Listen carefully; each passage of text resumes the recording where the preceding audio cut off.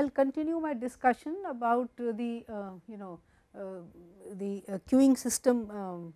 You can say the features that are important in determining various aspects of a queuing system. So, L denoted our average number of people in the system, LQ was the average number of people in the queue, and then we also had computed the average waiting time that a person will spend in the system, which includes waiting in the queue plus service time. And then we will also talk about the waiting time in the queue, which we show also is important. So, anyway, so let me just continue the discussion about L and LQ, and so this is as functions of rho, which is your lambda by mu, that is your lambda is the mean arrival rate and mu is the mean service rate. So, lambda by mu denotes your, in a sense, utilization of the queuing system. Okay. So, now you can see from the figure, that is on the screen, that as full utilization of the server, that means if rho is close to 1, then you see that your graph for L and LQ both are going to infinity, right.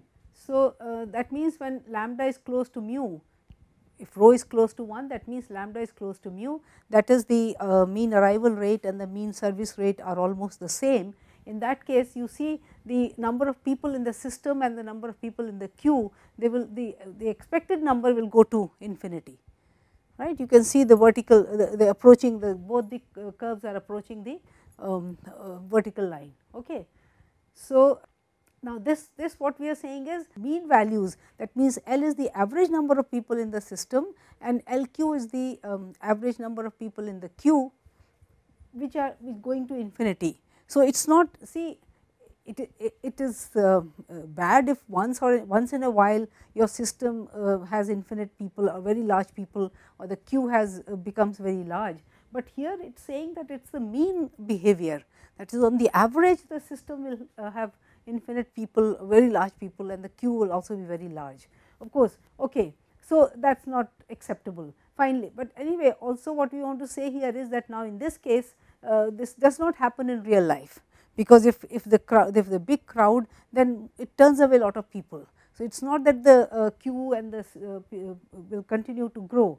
So, that does not really happen, and therefore, what we are saying is that in real life there will not be a balance, because the queue system how many people turn away and so on. So, it will not follow the same pattern, and therefore, when things become so bad, we cannot apply the same rules that we started with our assumptions, and therefore, we will say that the system is not in balance.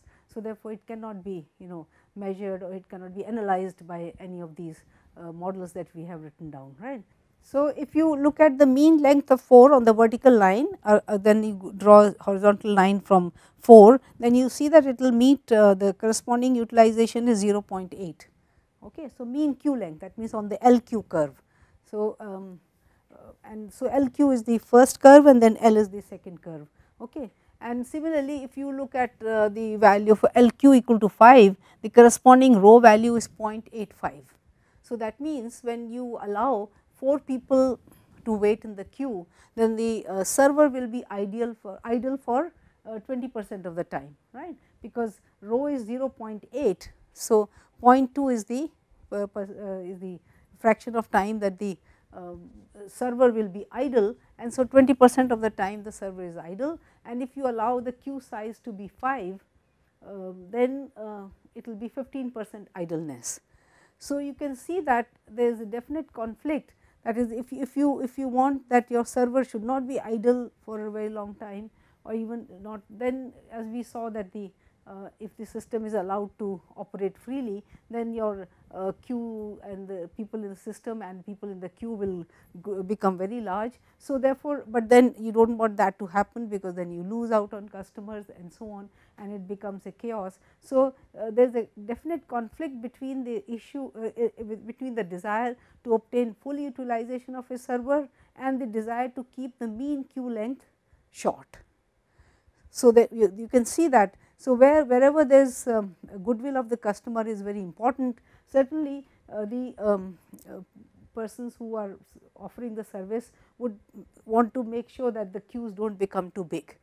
But then where it is more important, that means when the finances are important and you are having a service and where the you cannot keep too many servers, because that means that many salaries and so on, and then of course your the servers will be idle for a long time. So, therefore, one has to balance. So, the system can, of course, first of all this model has shown you that the system cannot be in balance if the arrival rate is equal to the service rate, or even if the arrival rate is close to the service rate. Okay. And the ideal ratio of arrival rate to service rate is something less than 1, that is acceptable, because your service rate must be more than the arrival rate, otherwise I mean that makes sense. And so, but its specific value depends on the relative cost of idleness versus congestion. So, if for you it is very important that the system should not be congested, there should not be too many people in the system, then you will make sure that your service rate is much higher than the arrival rate. And if you have limitations, you cannot provide more than one server, maybe let us say, or the efficiency at service providing the service, then you will go for. So, I mean, right. So, idleness versus congestion. So, if you want allow the server to be idle, you will not have that many people waiting in the system, right, because your service system will be such that your mu is much higher than the arrival rate. You will ensure that, and in that case your L and value of LQ will be small. But if your mu is close to your lambda, then there will be congestion. So, one has to really strike a balance between idleness versus congestion. So, this is the whole idea behind. So, therefore, you see we can through this model we can study and decide what should be our level of service given what is your level of customers arriving to the system, right. Okay. So, now even though the Little's formula told us that we have already computed average waiting time in the system, and now we also know that WQ can be written as rho times W. That means, the average number of people waiting in the queue is your utilization factor times the average waiting time in the system. But we will also like to compute this independently, because the distribution of WQ is also of importance, and besides the WQ is of importance in hospital emergency rooms, because in a hospital emergency room the time that you are waiting to be taken to the doctor is important, because you want to cut that short. It is an emergency room, and therefore, people need treatment fast. So, you would therefore, WQ is of importance, and in hospital emergency rooms you would want to ensure that your WQ is not very large. Okay. And so, we want to look at it in a greater detail and also obtain the distribution of WQ. So, now of course, you can immediately write down this relationship, because if there is nobody in the system when the arrival comes for emergency treatment, then probability of the waiting time will be 0, because the patient will immediately be taken to a doctor for being treated. So, then in that case your waiting time will be 0. So, probability that WQ is 0 is P0, that means there is nobody in the system, which is 1 minus rho. So, now we will want to compute the distribution when a person coming to the system has to wait. That means, there is one or more than one person already in the emergency room, and then the person has to wait. So, this we will compute, try to obtain the distribution for WQ also. So, for n greater than 0, that means, if the any customer is already present in the system, then the new arrival has to wait through n exponential service times until his or her own service begins. Right. So, if you want to find out the probability that WQ is greater than T, where WQ is the waiting time in the queue, So, then probability W q greater than t. So, I will break it up into conditional probabilities and then add up. So, this will be probability W q greater than t given that there are n customers, and so we add up from 1 to infinity, because there has to be at least one customer to be being serviced, then only there will be a need to wait in the queue. So, this is n to 1 to infinity probability W q greater than t given that there are n customers in the system. Okay. And this then would be written as, so now when you write this probability, then this will be P n into probability S n greater than t, because if these are the n service times, then S n would be T 1 plus T 2 plus T n.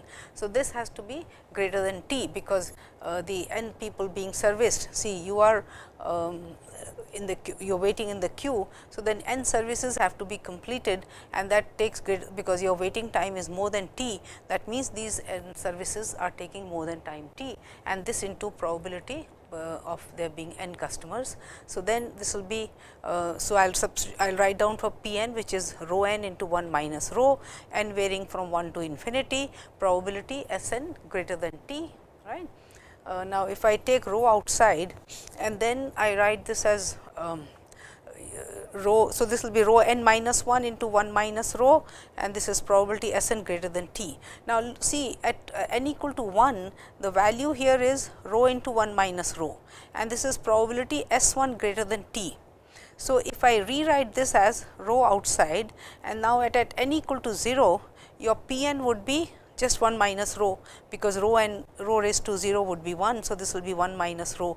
So, same thing, and here it will be S 1 greater than t. So, the same event is being written here, and therefore, all subsequent ones will be the same.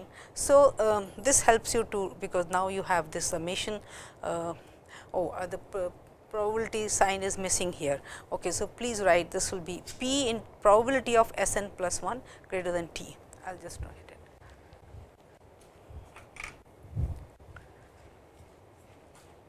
There should have been probability. So, probability S n plus 1 greater than t. So, therefore, so now you have because the summation is from 0 to infinity. So, then we can sum it up easily, and therefore, you can just expand this.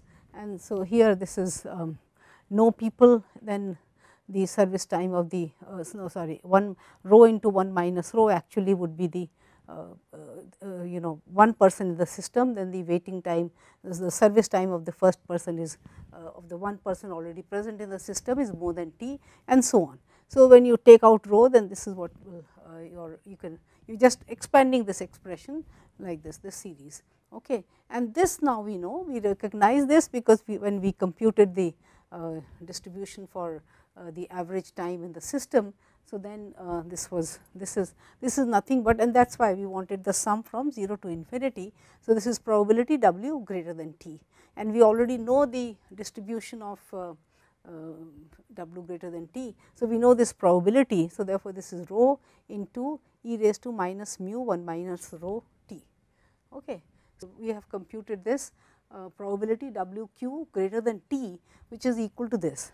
No, so now the rho is creating the problem, because I cannot call this an exponential distribution. Why? Because if you write the PDF of W q, then this will be this you will write as 1 minus probability W q less greater than t, yeah, this whole thing. So, then d dt of that will give you the PDF of W q, right. So, this will be minus rho into, because this is 0, and I will write down the So, this one is rho into e raised to minus mu 1 minus rho t, substitute for this here, then d dt of this, right, rho is outside. So, then differentiation gives me this expression, which is equal to this. So, therefore, this would not be an exponential distribution, because exponential distribution will be this, rho is the extra part, right.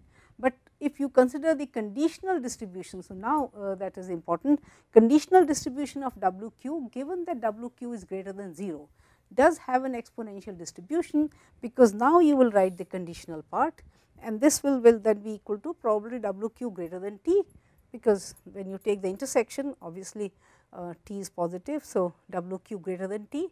So, the intersection of these two becomes just this event and divided by probability W q greater than 0. Okay. See, remember this you have to write as probability W q greater than t intersection W q greater than 0, and then it will be probability W q greater than 0. This is what our formula for conditional probability is, but this is the same as this, of course, given that t is positive. So, this event is equivalent to this event given that t is positive, right, and then you divide by probability W q greater than 0. So, therefore, this becomes now rho e raised to minus mu 1 minus rho t divided by rho, because probability W q greater than 0 is okay. This is what we computed here. W q is not 0, yeah. So, remember our W q probability W q equal to probability W q equal to 0 was 1 minus rho, right, because if the person does not have to wait, that means there is no person in the system, and so therefore, P 0, this probability is equal to P 0, which is 1 minus rho. So, if you want probability W q greater than 0, then it will be 1 minus of 1 minus rho, which is equal to rho. Right. So, probability W q greater than 0 is rho. So, we divide this. Now, the rho cancels out, and this is e raised to minus mu 1 minus rho t. So, this now is coming from, that means, this now represents, because the conditional part W q greater than t, given that W q is positive. So, this is this which matches with our exponential distribution, and so the conditional distribution of W q is exponential with parameter mu into 1 minus rho t. So, yeah, so this is, and therefore, I again just want to repeat that this is not the conditional, you just remove this. So, it is just probability W q greater than t is that what we were computing, we started writing out as this, and then this is I just rewrote this expression just so that I can relate this series with the series with probability W greater than t. So, that was helpful, and then we saw that the distribution is not matching with the exponential. So, it is only when you take the conditional probability that you will get, right, and so this already we had seen, and therefore, this is rho. So, that is it. So, therefore, and this will be useful at times, you may really want to know the distribution of the. So, this will be conditional distribution of W q, which you can recognize. Otherwise, the distribution of W q is given by this, I mean the f q t, f W q t, right. Now, let us compute the expected time or the average time spent in the queue waiting for to be serviced. So, that we will now compute independently, because this is only the conditional part. So, you will say that the expected time in the system is equal to the expected. So, the time in the system is time in the queue plus service time. So, expected value of that. So, expected time in the system is expected value of time in the queue plus the service time, right. And so, this can be rewritten as expected time of time in the queue plus expected service time. So, this if we denote by W q, yeah. So, this is the convention we have been following, that the variable is also treated as the as denoting the expected value of that variable. So, this is expected time in the queue plus expected service time is 1 by mu, right, because your number of services is with parameter mu, exponential with parameter mu. So, 1 by mu is the expected service time. So, this is what you have, and therefore, W q is W minus 1 by mu, and you can. So, we know W expected value of W, which is 1 upon mu minus lambda minus 1 by mu. So, this becomes what we had computed, okay, rho times W. So, W q is equal to rho times W, and which we have already seen through using the Little's formula.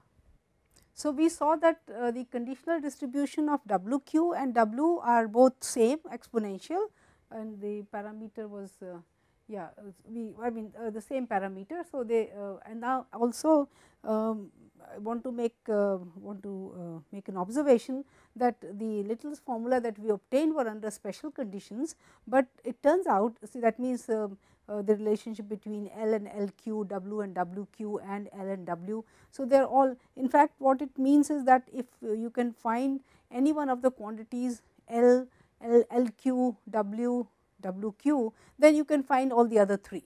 So, all the four are related, and it turns out fortunately that under very general conditions these formulae are valid. So, therefore, computing any one of them would help you to get the values of the others. Okay. Now, I want to continue this discussion on these quantities L, L, Q, W, and then also show you how we then through these analyze these weighting systems or queuing models. Okay. So, this particular example is a small one, but anyway this is from Sheldon Ross, and what it says is that machinery in a factory break down at an exponential rate of 6 per hour. Okay. So, that means the arrival of the machinery for repair is 6 per hour, and then there is a single repairman who fixes machines at an exponential rate of 8 per hour. So, the arrival and the service rate is all provided to you. The cost incurred in lost production when machines are out of service. See, the machines come for repair and they are waiting. So, the repairman has to repair them. So, while the machines are out of service, they incur a cost because there is lost production. So, rupees 100 per hour per machine is lost to the organization, right. So, the cost of lost production is rupees 100 per hour per machine. This is what is given to us. Now, we want to find out what is the average cost rate incurred due to failed machines. So, while the machines are waiting to be repaired, they are not producing, and therefore, there is a loss to the organization, and this is the rate. So, you want to find out the average cost rate. Now, the average cost rate will be dependent on the number of machines which are in the system, which are either waiting to be repaired or which are being repaired. So, that will be our number L. So, therefore, you see L is lambda is 6, mu is 8. So, therefore, average cost rate we will write as 100 rupees 100 into average number of broken machines, which is either waiting to be repaired or they are waiting or they are being repaired. So, this will be rupees 100 into L. L is the average number of broken machines which are in the system. L gives you the average number of people or customers in the system. So, therefore, this is rupees 100 into lambda upon mu minus lambda, which is 100 into 6 upon 8 minus 6. So, rupees 300 per hour. So, the loss. So, therefore, this is a very important parameter because the system would now like to evaluate whether the repairman that they have is good enough or they need to have more repairmen, because it depends on what is the how much the loss to the system and compared to the salary of a repairman, and so on. So, that question you see will always be running through all these examples, and you want to analyze and so this should hopefully help you in your decision process. Okay. Let us take another example. So, you have now a pump station, a single pump station. So, a single pump petrol station. Okay. So, there is only one pump, and so cars that come for taking the petrol have to wait in the queue. So, if one is being serviced, once the serviced car is done with, then the other will come from which is waiting in the queue. Now, inter-arrival times are exponential with mean 12 minutes, okay, and that means the inter-arrival time, the average time between two arrivals is 12 minutes, and the service time is exponential again with mean service time 6 minutes. Okay. So, average time it takes to fill up a car is 6 minutes, and waiting space is unlimited. So, I have not put any question here, but as we go along we will see what are the kind of questions we want to answer here. So, let us see lambda, therefore, that means the arrival rate is 5 per hour, because arrival time inter-arrival time with mean is 12. So, therefore, the number of arrivals per hour is 5, and similarly the service rate mu will be 1 by 6 into 60, because this is per minute. 6, yeah, this is all in minutes. So, where you convert to hours, so this will be 10 per hour. That means the service rate, you can, on the average you can fill up 10 cars in an hour, right. Rho, the utilization factor or the traffic intensity, we have lot of names for this. So, rho is 5 by 10, right. 5 is your arrival rate and 10 is your service. So, 5 by 10, and therefore, this is 0.5. So, the traffic intensity is not very high. 0.5 is not considered to be very, that means the petrol station is not very busy right now with the kind of service rate and the kind of arrival rate. Okay. Then if you want to look at the probability that there is no car at the petrol station, so that will be 0.5, 1 minus rho, which is 0.5. Again, which is a high probability. Then Pn is the n cars at the station, so that will be 0.5 into 0.5 raised to n, right. And then the mean number of cars at the station, mean number of cars would be lambda upon mu minus lambda, or well, okay, this is why am I writing this as, in fact this is sorry, this is rho upon 1 minus rho. So, the mean number of cars at the station is 0.5 upon 1 minus 0.5, which is 1, and LQ, the car waiting in the queue, is 0.5. Okay. So, this is the idea. So, now we want to analyze this system through these quantities that we have computed, and like we want to again answer the question that in case the arrival rate increases, then supposedly the traffic intensity will go up, because this number will go up, and then what kind of numbers L and LQ will be there, the values will also go up, and therefore, the petrol owner, the station owner may want to ask a question as to should he install a faster pump and so on, or of course, more than one pump we will the system, that model we will discuss later on when you have more than one server. Right now we are talking about only one server systems, and therefore, the only option that the man may have in case the arrival rate goes up, the other option would be to install a pump which is filling up cars at a higher rate. So, we will just look at the analysis with the numbers. Okay. So, through this example which we are just discussing, I again want to raise the issues about validity of a model. So, it is very important that you keep recalling what are the assumptions under which we are working and what are the. So, for example, here I wrote that waiting space is unlimited, but you know that in a petrol station waiting space cannot be unlimited, and usually you have space for 2 to 3 cars. Okay.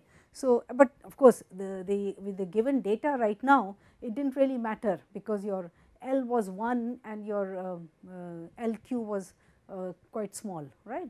LQ was 0.5, I think. LQ is 0.5. So, therefore, that right now it is not an issue whether the space is limited or unlimited, but in case your data changes, then to say that your waiting space is unlimited is not a very valid assumption. So, therefore, one should always keep this in mind, that the better model would be when you talk of queues with limited capacity or with limited waiting time. So, that would be a better model for such an example. Then the arrival pattern is state dependent. Now, here to assume that lambda will remain the same all the time is not correct, because if there are already 2 to 3 cars waiting, the person may want to go to the next petrol station. So, therefore, this is not, and arrival process is not stationary also. So, it is state dependent and also not stationary, because during the rush hour there may be the lambda may be higher than corresponding to when it is a slack hour. Okay. So, therefore, the lambda itself may change during the day. So, the lambda is not stationary, and it is also state dependent, because people do not like to wait for too long, because as you can always drive fast further and get another petrol station. There may be other considerations also, that is true, but sometimes people like to wait at a particular station because they are familiar with it, people know them, and there can be so many other reasons. Okay. Then also we must keep this in mind that whatever computations we are doing, remember they are not giving us accurate information about L and LQ and the remaining other parameters W and WQ, but we can certainly change the values of lambda and mu and of the system. So, that means we can study the changes in the system and then correspondingly see what are the changes in these numbers L, LQ, W and WQ. So, this model certainly will help you to study the changes. Whatever changes take place in the system, then we can accordingly find out the changes in NLLQ. So, that is what I want to, so that is what I have stated here, that the real use of the model is in evaluating the effect of changes in lambda and mu. Right. So, for example, the station owner has the choice of, has the alternative of installing a faster pump. If he does that, then the mean service time is reduced to 4 minutes per car. It was earlier this was earlier 6 minutes per hour on the average. So, now the average time has gone down to 4 minutes. That means, the petrol pump can service 15 cars per hour. Okay. So, by installing a faster pump, the mean service time is reduced to 4 minutes. That is, the pump can fill up 15 cars per hour. Right. And so, your rho would now become 5 upon 15, because the arrival rate is 5 per hour, and so the intensity, traffic intensity, or as you call it, the utilization of the petrol pump and so on. So, that is 5 by 15, which is 1 by 3, and this is 0.33. So, this is less than 0.5. So, the earlier one was 0.5 the traffic intensity, now it has come down to 0.33, and probability that there is no car at the station. So, that comes out to be 1 minus 0.33, right, because it will be 1 minus rho, and so that is 0.67, which is greater than 0.5. So, that means the petrol pump would be vacant for more time. The fraction of time would be higher here than here, because there it was 0.5. Since rho is 0.5, so 1 minus rho is also 0.5. And your L, the average number of people in the system or at the petrol pump, that means the number of cars getting filled up or waiting to be filled up. So, that will come out to be 0.33 by 0.67, which is also less than 0.5. So, therefore, this does not warrant installing a faster pump, because your petrol pump is vacant longer, the intensity, traffic intensity has come down and so on. Yes. So, if you are looking at it from the viewpoint of the petrol pump owner, then certainly it does not warrant installing a faster pump. In case the arrival rate goes up, that means you have 6 cars per hour instead of 5 cars per hour, and with the current pump that the man has, then this will be rho will be 6 by 10. So, this will be 0.6. That means, your traffic intensity will go up from 0.5 to 0.6. Your probability of there being no car in the system is 0.4, and your L is 1.5, and your LQ is 0.9. So, therefore, you see that is what I am saying, that now with the model he can play around, and for different values of lambda he can figure out how these numbers are changing, and then if we can, as I said, the losing the goodwill of the customer versus the cost of installing a faster pump and so on, the owner can study all those things through this model, right. And therefore, that the basic contribution of this model lies in being able to study the various changes that will take place in your you can call them parameters when you change your when the lambda and mu change. Okay. So, now I will after having discussed the one server model, we will now look at the situation when there is more than one server. Okay. So, this is the model would be MMS. So, that the same pattern, arrival pattern and the service pattern are the same, right. You can say that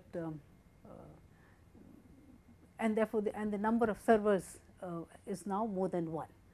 So, in that case you see as long as there are number of people is less than S, then your service rate will be, because whoever is there in the system if there are n people in the system, all will be serviced, and therefore, your service rate will become n times mu. That is understandable, because everybody is being serviced, and therefore, there are n people who are being serviced simultaneously. So, the service rate you can say has gone up to n mu, right. And if you have more than n s people in the system, then of course, it will remain at s mu, because only s people can be serviced, since you have s servers. So, therefore, then the service rate will be s mu, but I will try to explain, and therefore, diagrammatically if you look at the transition diagram here, then you see arrival rate is the same lambda, right, which is so lambda is the arrival rate, but the service rate changes. So, if you have one person in the system, then it will be mu, right, because you serviced, and therefore, you get back to 0 state. If you have two people, then two are being serviced simultaneously, and therefore, the rate at which the system can transition from 2 to 1 will be 2 mu. So, this should be understood very well, because so what we are saying is that that many people are being serviced, and therefore, the probability of transitioning, that means the rate at which you can transition from 2 to 1 will be 2 mu. And similarly, with 3 people, the rate of transition will be 3 mu, but the arrival pattern is the same, and therefore, the arrival rate is lambda. Okay. So, this will go on up to s minus 2, and then up to s minus 1, and when you have s people in the system, if your state is the system is occupying state s, then it will be s mu, and thereafter the service rate will remain at s mu, right. The arrival pattern would be at the rate of lambda, but the service service rate would then remain at s mu. So, this is the idea, and so here the service rate depends on the number of people in the system, that is, if the number of people is less than s, then it is n mu, and if it is more than s, then it is s mu. Now, let us understand the assumptions, which is very important, and what we are assuming is that all operators operate at the same mean rate. So, right now this is a simplification, because obviously it will get very complicated if I have different servers with different service rates. Therefore, we are assuming that all operators operate at the same mean rate mu. Therefore, I am saying that when there are n people in the system, the service rate will be n mu, and when there are more than n, it will be s mu. So, this is possible only if I make the assumption that all operators or all service people are operating, they have the same mean rate mu, right. And so, this makes it because then we do not have to keep track of which servers are busy, because then we will have to accordingly keep changing the service rate, and that will become quite problematic, right. Okay. And again I feel that this is not very this can be treated as a realistic assumption, because a person may be a little more efficient than the other, but the differences cannot be very, very large to really take care of them in the system, right, in the model. So, this is what one assumption, and then the second assumption, which is important, is that departures will be one at a time. That is, probability of service of two or more services being completed exactly at the same time is 0. So, this probability, that means the departures, because that is important of the when we say that we are looking at MMS system, and yes, I will have occasion to explain all through when we talk of Markov processes, we will discuss in detail. And so, anyway, and when we are talking of Poisson process, remember I had told you that there is always a small interval, there is a small enough interval in which we say that the probability of one arrival is probably something like lambda delta t, right. And then for more than one arrival, it was of the order delta t square and higher order, right. So, therefore, we were neglecting so the probability was, again, that means we assume that exactly at the same time 2 or more customers will not leave the system.